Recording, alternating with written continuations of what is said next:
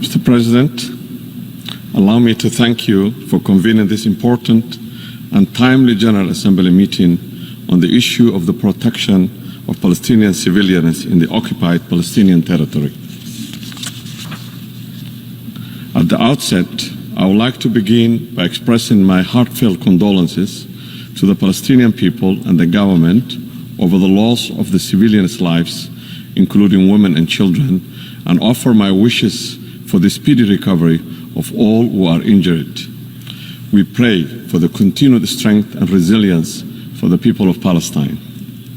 Mr. President, the deteriorating situation in Palestine occupied territories, including East Jerusalem, is unacceptable and cannot continue. We are all bearing witness to the illegal and unproportionate use of military force against the Palestinian civilian population. Somalia supports the fundamental elements of a just and lasting peace in the region in accordance with the relevant General Assembly and the Security Council resolutions, which are in keeping with the principles of United Nations and international law, confirm the illegality of the occupation by the force, and defend the right of the people's self-determination and independence. The evidence in this regard of the occupying force of more than 700 General Assembly resolutions adopted since 1948 and more than 80 Security Council resolutions is a source of major concern for Somalia and many other people in the world.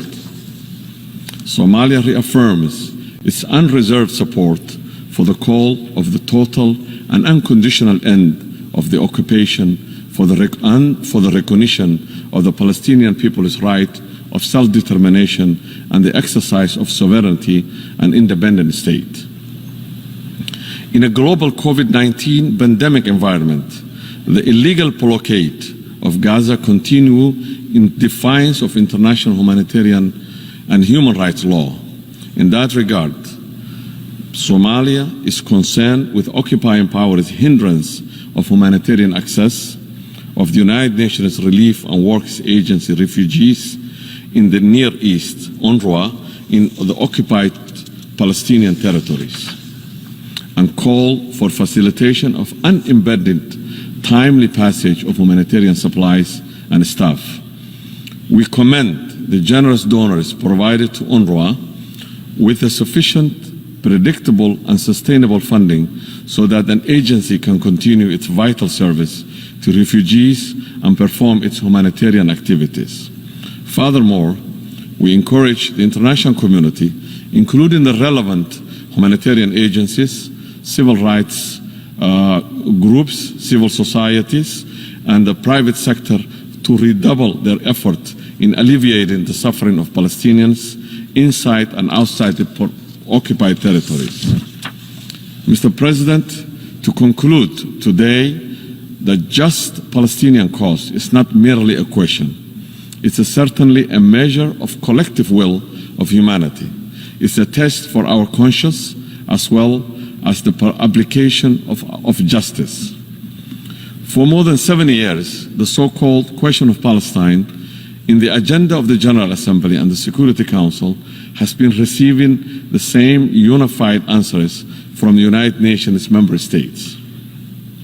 In that regard, I reiterate that message without fear of contradiction that the only long-term option for the resolution of the long-standing military aggression is the end of the occupation of Palestinian territories and full recognition of a free, sovereign, and independent Palestine with East Jerusalem as its capital in accordance with the relevant resolutions of the Security Council and the General Assembly. Somalia and its people will continue to support and stand in solidarity with the Palestinian people and government in their unwavering pursuit of their legitimate rights, including to live in peace with secure and internationally recognized boundaries and unalienable rights of its people. ستتحرر القدس بإذن الله أبى من أبى وشاء من شاء. والسلام عليكم. Thank you very much.